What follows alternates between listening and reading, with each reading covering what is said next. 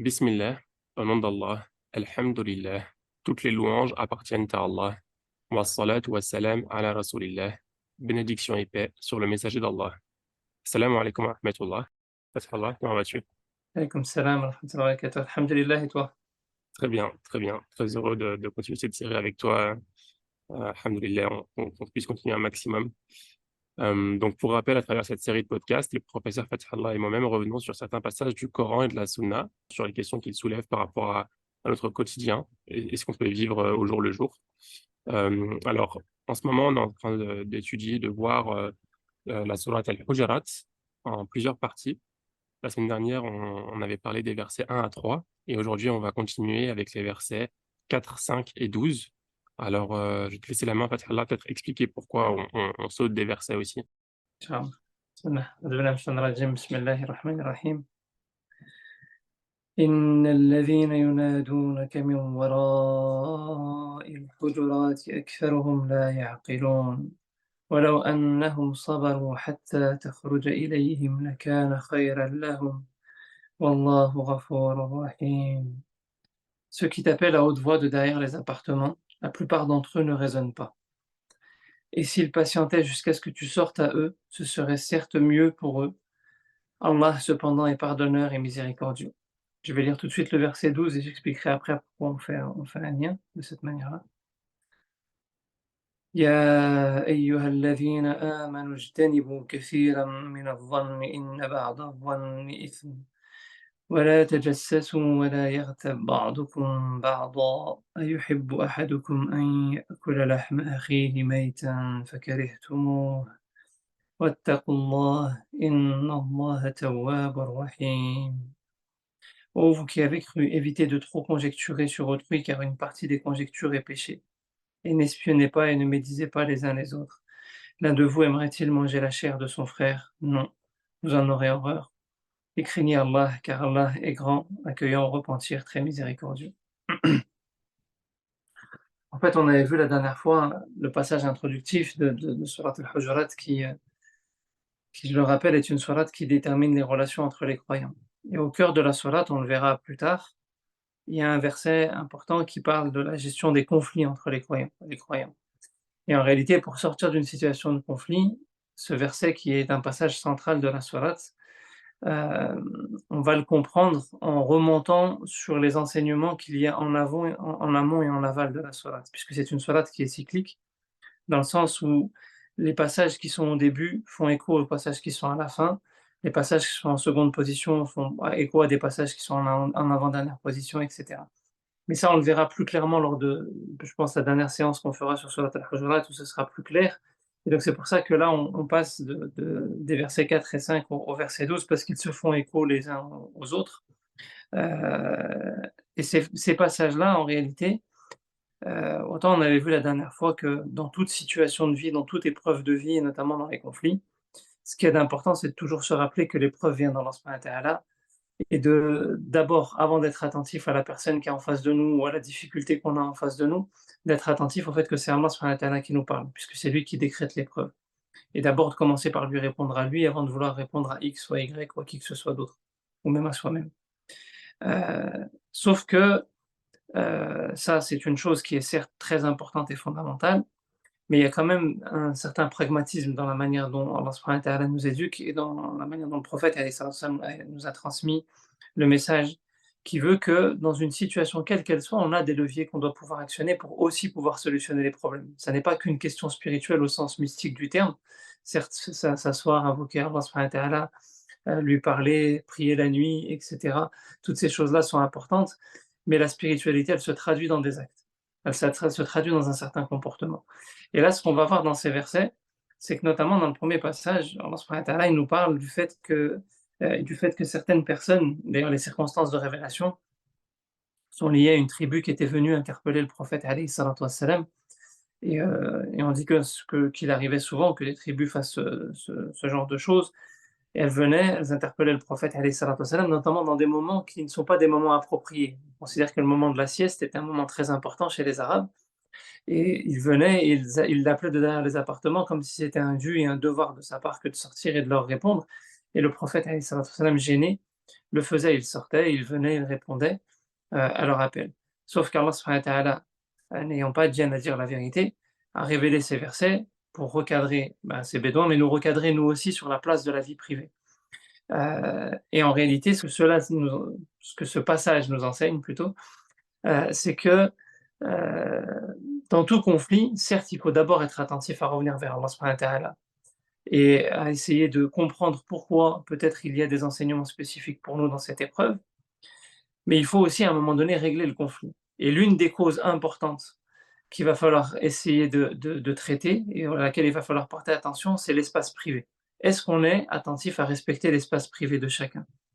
Dans ce premier passage où Allah subhanahu wa ta'ala dit: «Ceux qui t'appellent à haute voix derrière les appartements, la plupart d'entre eux ne raisonnent pas, et s'ils patientaient jusqu'à ce que tu sortes à eux, ce serait certes mieux pour eux. Allah cependant est pardonneur et miséricordieux». On est clairement dans la préservation de l'espace privé et on a énormément de textes du prophète alayhi salatu wassalam qui abondent dans ce sens-là et même d'autres versets du Coran qui nous enseignent qu'on n'a pas le droit de rentrer chez quelqu'un sans demander son autorisation.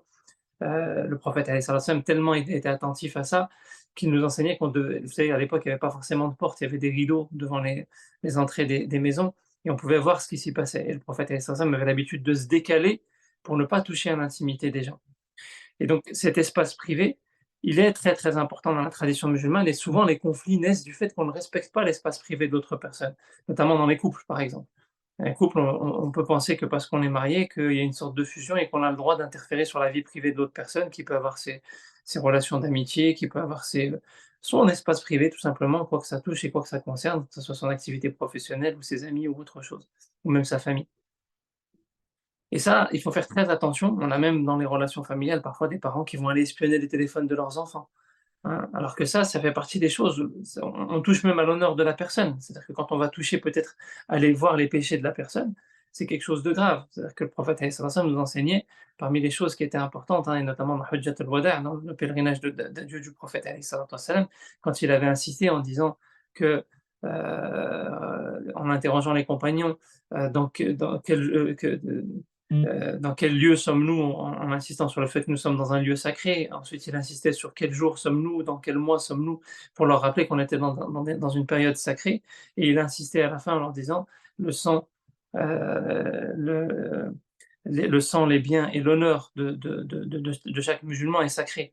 Hein. Et d'autres textes vont dans ce sens-là et abondent dans le fait que l'honneur du musulman est sacré et celui qui préserve l'honneur d'un croyant, Allah subhanahu wa ta'ala préserve son honneur, et celui qui au contraire, casse l'honneur d'un croyant en divulguant ses défauts, ses péchés, etc., Allah subhanahu wa ta'ala le dévoile. Donc ça, il faut faire très attention, que ce soit dans ce monde ou dans l'autre. Donc on a tous besoin d'être mastour, man satara musliman satarahu Allahu fi dunya wal akhirah, celui qui couvre dans tous les sens du terme, hein, un musulman, mais dans le sens particulier de couvrir ses défauts. Allah subhanahu wa ta'ala voile ses défauts dans ce monde et dans l'autre. Sauf que la vie privée, c'est certes, on a droit à son téléphone, on a droit à un espace qui peut nous être privé, on a droit à des choses qu'on peut écrire qui sont notre espace privé et personne n'a le droit d'y rentrer. Et ça, on se doit de le respecter. Et parfois, certains conflits naissent de ça. Par exemple, vous avez dans des conflits de couple, j'ai appris que mon conjoint a fait ceci ou a fait cela, comment tu l'as su? J'ai fouillé dans son téléphone. Ouais, mais la faute, elle vient de toi. D'ailleurs, il y a un récit qu'on rapporte, alors certains contestent l'authenticité, mais, mais dans l'enseignement et dans la morale, il va en parfaite adéquation avec les autres enseignements que je viens d'évoquer. Mais sauf que là, c'est une petite histoire, et donc c'est parfois par les petites histoires, on arrive mieux à comprendre. On dit qu'un jour, Omar ibn Khattab, radiyallahu anhu, lors de son califat, avait entendu que des personnes buvaient de l'alcool en cachette. Et il s'était mis derrière la porte en attendant qu'ils commencent à boire et qu'il y ait du bruit. Et quand il a entendu qu'ils avaient commencé à boire, il aurait escaladé le mur. On sait que les maisons à l'époque, il y avait souvent des petites cours à l'intérieur. Et donc quand on escalade le mur, on atterrit dans la cour. Et il aurait atterri dans la cour avec son bâton, et les ayant pris en flagrant délit en train de boire de l'alcool, il aurait commencé à les frapper. Euh, et là, jusqu'à ce qu'à un moment donné, une des personnes lui dise nous, on a certes commis un péché, mais toi, tu as commis un péché avant nous. Et Omar s'arrête à ce moment-là en demandant quoi. Et la personne lui aurait dit, avec ce débat sur l'authenticité de ce texte, mais tu es rentré sans nous demander l'autorisation de rentrer. Et là, Omar aurait tendu le bâton à la personne en lui demandant de rendre les coups qu'il avait donnés, et il serait reparti. Donc ça illustre, j'ai envie de dire, en termes de petite anecdote, Le fait que parfois on arrive à des conflits parce qu'on se permet de rentrer dans un espace et on a envie de savoir, on est beaucoup dans le contrôle et dans la maîtrise alors qu'on n'a pas le droit. Chacun a son propre cheminement et on se doit de respecter le fait que chacun a ses propres péchés aussi et ses propres travers. Est-ce qu'on aimerait que nous, nos péchés soient dévoilés? Non. Alors il faut aussi avoir cette attention et ça c'est valable pas uniquement dans l'espace privé au sens physique du terme. Aujourd'hui, le sens physique du terme, c'est beaucoup lié à nos téléphones, mais pas uniquement au téléphone. C'est son appartement, sa maison, peu importe, chacun a droit à cet espace privé-là et a droit à son intimité qui lui soit propre. Mais justement, je vous disais, cette sourate, elle fait le lien. Dans cette sourate, on a un lien avec le verset 12, où Allah subhanahu wa ta'ala nous évoque une autre forme de la vie privée. Et Allah subhanahu wa ta'ala dit: «Oh vous qui portez la foi, évitez de trop conjecturer. اجتنبوا كثيرًا من الظن إن بعض الظن إثم». الظن, c'est aussi à un moment donné un problème parce qu'on touche à la vie privée quand on fait الظن. الظن, c'est quoi? On commence à être dans la spéculation. La personne qu'on a en face de nous dit A, moi j'ai fait ça pour telle raison. Et nous, pensant mieux comprendre ce que la personne est réellement, on va dire non, mais elle dit ça, mais en vérité, moi je sais que c'est pour ça. Hein, c'est ce qu'on appelle adhan. C'est-à-dire que on a une part de conviction parce qu'on connaît tellement bien la personne qu'on pense que c'est ça, d'accord? Mais on ne sait pas, on n'a pas d'éléments factuels permettant de prouver ce que la personne a dans son cœur. Et ça, Allah subhanahu wa ta'ala, dans la manière dont il le traduit, اجتنبوا كثيرا من الظن إن بعض الظن إثم. Il dit qu'une partie de dhann est un mal. Dans le sens où, en fait, il se peut que dans la grande majorité des cas, vous ayez raison. Mais ce n'est pas le propos. Allah subhanahu wa ta'ala nous demande de nous détourner de tout ce qui est dhann. De kathiran min adh-dhann plutôt. Et donc ça, c'est important. Pourquoi? Parce que en réalité, dans ces conjectures-là, de toute façon, on n'a pas d'éléments tangibles. Et à partir du moment où on n'a pas d'éléments tangibles, on ne peut pas se permettre de rentrer dans le cœur de la personne en disant la personne a fait telle chose pour telle raison, ou en réalité, moi je sais que son excuse n'est pas sincère, ou en réalité, je sais qu'elle a dit ça, mais pour ça, etc. Il faut s'arrêter à des éléments factuels si à un moment donné on veut sortir du conflit. Et parfois, certes, on peut penser que la personne qui est en face de nous n'est peut-être pas sincère, a fait ceci pour cela, etc. Et on connaît peut-être très bien la personne, mais c'est nous qui sommes en tort quand on se permet à un moment donné de spéculer. Ça fait partie aussi de la préservation de la vie privée. D'ailleurs, Allah subhanahu wa ta'ala va plus loin dans le verset, puisqu'il dit وَلَا تَجَسَّسُوا وَلَا يَغْتَبْ بَعْضُكُمْ بَعْضًا. Et ne vous espionnez pas, et donc ça j'en ai parlé déjà tout à l'heure, donc ça, on est clairement dans la préservation de la vie privée, et ne médisez pas les uns les autres. Alors, euh, voilà, yartab ba'dukum ba'da, c'est pas simplement la médisance. La médisance, j'en ai parlé aussi tout à l'heure, et Allah subhanahu wa ta'ala interdit la calomnie et la médisance. La calomnie et la médisance, c'est de parler en mal d'une personne devant elle, et la calomnie, c'est derrière son dos. Dans les deux cas, de toute façon, c'est un mal, sauf si on est dans une discussion privée et qu'on a des cas de vérité à dire à une personne, ou qu'il faut même les dire parfois devant témoin parce qu'il y a un conflit qu'il faut régler, etc. Ça, il n'y a pas de souci. On n'est pas dans le fait de, de, de d'humilier la personne en public. Hein, les seuls cas où on peut dire quelque chose de mal en public sur une personne, c'est quand on a affaire à quelqu'un qui va nuire à d'autres personnes et qui s'est prononcé en public et qui risque de faire quelque chose. Par exemple, quelqu'un qui se présente pour une élection, je dis n'importe quoi, bon, c'est pas forcément le meilleur exemple que je donne, mais et qui dit des mensonges, ben là, à ce moment-là, on doit les corriger en public.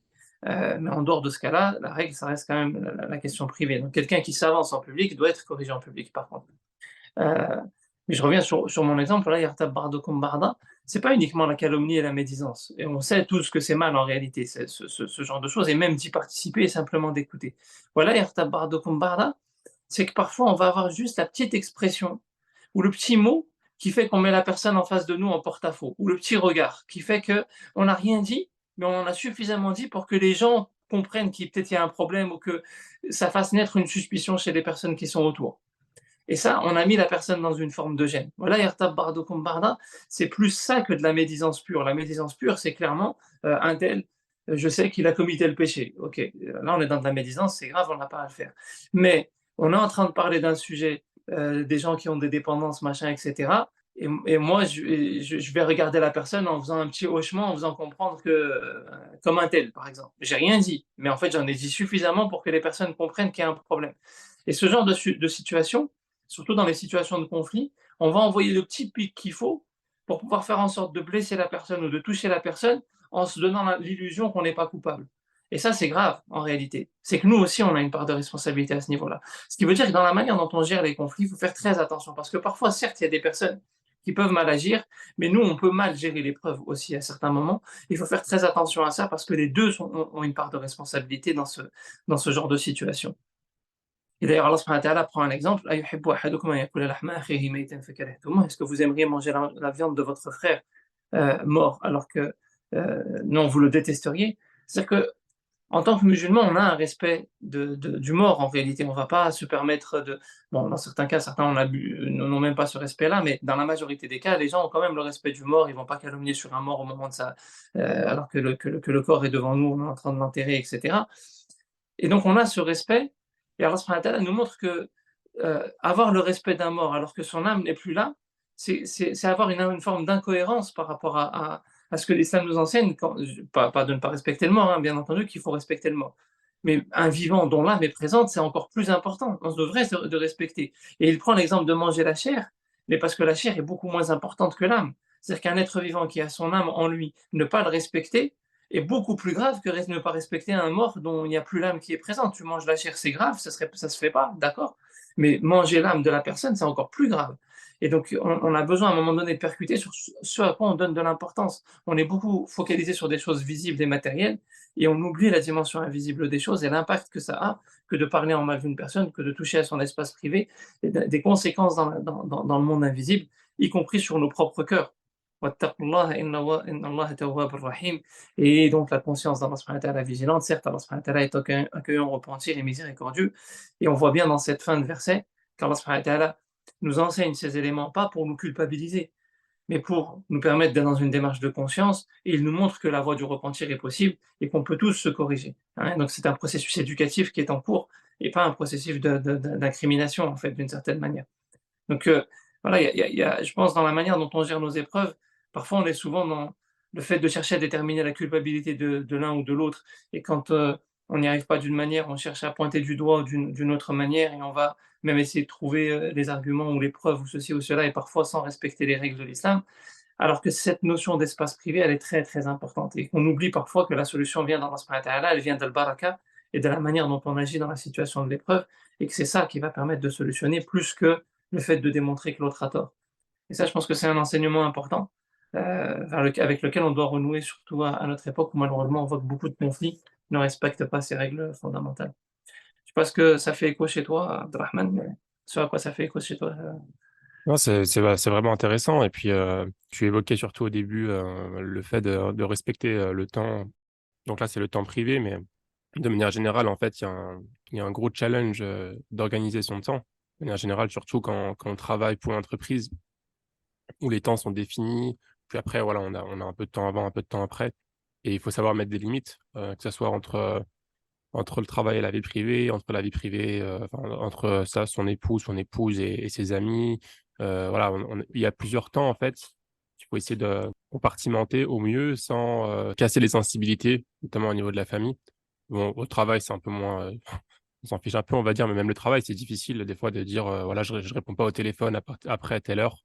C'est le temps consacré à la famille.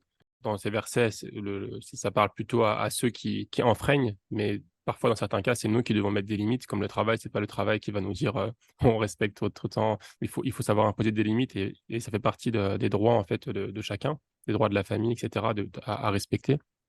Et c'est pas forcément évident. Donc, c'est vrai que pour moi, c'est parfois un challenge. Des fois, c'est temporaire. Des fois, par exemple, on peut avoir un projet au travail qui arrive, qui est plus demandant. Et puis, ça se voit qu'au niveau de la famille, voilà, on se rend compte qu'on est moins disponible, et vice-versa. Et donc, je pense que c'est un challenge que tout le monde peut avoir au quotidien. Ensuite, tu parlais le fait de faire attention à ce qu'on dit sur les gens, et de son attitude aussi, même avec les gestes, avec la gestuelle, avec les grimaces, etc. Et aussi sur la médisance de manière générale, ou voilà, l'attitude qu'on renvoie à la personne. Ça m'a fait penser à une citation d'une personne, je crois que c'est Eleanor Roosevelt qui disait ça. Les grands esprits discutent les idées, les esprits moyens discutent des événements, et les petits esprits discutent des gens. Et à chaque fois maintenant que je me retrouve dans un environnement, un dîner, ou je sais pas, en famille ou avec d'autres personnes, des amis, etc., et que je vois que les gens commencent à parler d'autres personnes, ça me revient toujours en tête, cette citation, le fait de là, je fais quoi là? En fait, je parle de personnes, c'est mondain, c'est inutile, ça apporte rien de bon.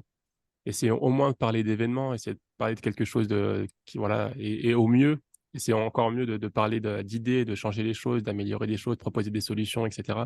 Donc, alhamdoulilah. Donc voilà ce qui me revient à l'esprit. Je sais pas si tu as quelque chose à dire par rapport à tout ça.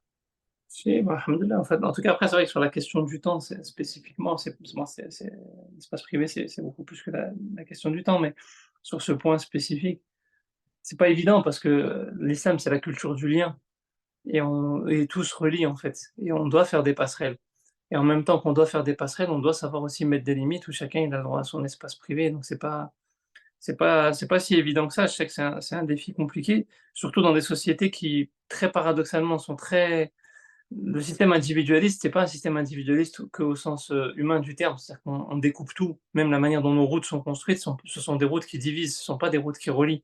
Hem, on sectorise beaucoup, même dans la manière dont on gère le rapport au travail, les départements dans les entreprises. On sectorise, on compartimente et cetera, alors que c'est pas forcément la tradition, musulmane de base, cette approche-là. On est beaucoup plus dans le lien et très paradoxalement, bah, le fait de sectoriser beaucoup et cetera, ne nous rend pas service sur la manière dont on pourrait gérer l'espace privé. D'ailleurs, quand on regarde, je donne un exemple sur la question du travail avec l'éclosion du télétravail, mais même avant ça, hein, des personnes qui avaient des postes de cadre, et cetera, c'est très envahissant, en fait. Le travail est très envahissant, même psychologiquement, même dans la tête, en fait, sans parler même de donc c'est les paradoxes de la société moderne, en fait, hein, qui rejaillissent, et c'est vrai qu'après arriver à prendre un pas de recul et renouer avec, d'autres approches, où certes on est beaucoup plus dans le lien, mais ce lien justement doit permettre à un moment donné de dire: «Non, là stop, il y a un seuil limite, ça ne te concerne plus, ça concerne, c'est que moi, c'est mon champ à moi» et même l'organiser, hein. Le prophète alayhi salam avait ses moments privés à lui, qui lui appartenaient et parfois ces moments privés, il les partageait avec d'autres, notamment par exemple ses prières de nuit ou des choses comme ça. Donc c'est important. C'est important qu'à un moment donné, on arrive à redéfinir, à redéfinir les espaces, redéfinir les temps et cetera. Mais alhamdoulilah, je pense que il y a une prise de conscience en tout cas du fait que il y a beaucoup de choses qui vont pas dans les rythmes actuels et dans les modes de fonctionnement actuels. Après, on n'a pas forcément toujours les leviers pour pouvoir actionner, les changements. Bon, ça, c'est difficile sur une courte vidéo de s'étaler autant, mais il y en a, ça existe. Ouais, bah, écoutez, faites-nous savoir, envoyez-nous un message si cet épisode vous fait écho et aussi n'hésitez pas à nous faire des feedbacks, des retours. En tout cas, on approche de la fin de l'épisode. Fatallah, je te remercie. Je vais te laisser conclure, Inch'Allah, et puis on continuera la prochaine fois avec la suite de la sourate Al-Hujarat. Barakallahu fik Abdurrahman.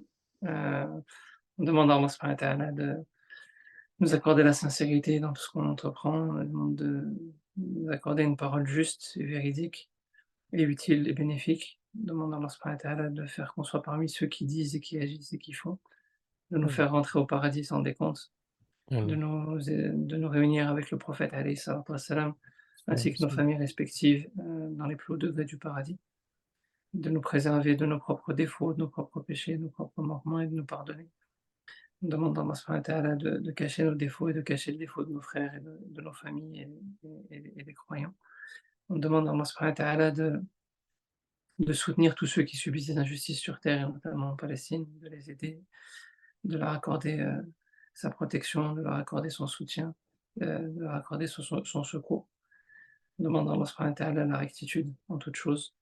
سبحانك اللهم وبحمدك أشهد أن لا إله إلا أنت وأستغفرك وأتوب إليك وأستغفرك وأتوب إليك ونستغفرك ونتوب إليك اللهم اجعل جميعنا هذا جمعا مرحوما وتفرقنا من بعده تفرقا معصوما ولا تجعل فينا ولا معنا شقيا ولا محروما ولا معذب بنار يا عزيز يا رحمن وصل اللهم على نبينا محمد وعلى آله وأصحابه أجمعين وآخر دعوانا أن الحمد لله رب العالمين الله فيكم Alhamdulillah, Rabbil Alamin. Wa fik barakallah. À bientôt, Inch'Allah, tout le monde. À bientôt, à Fathallah. bientôt Salam alaikum. à bientôt. Salam.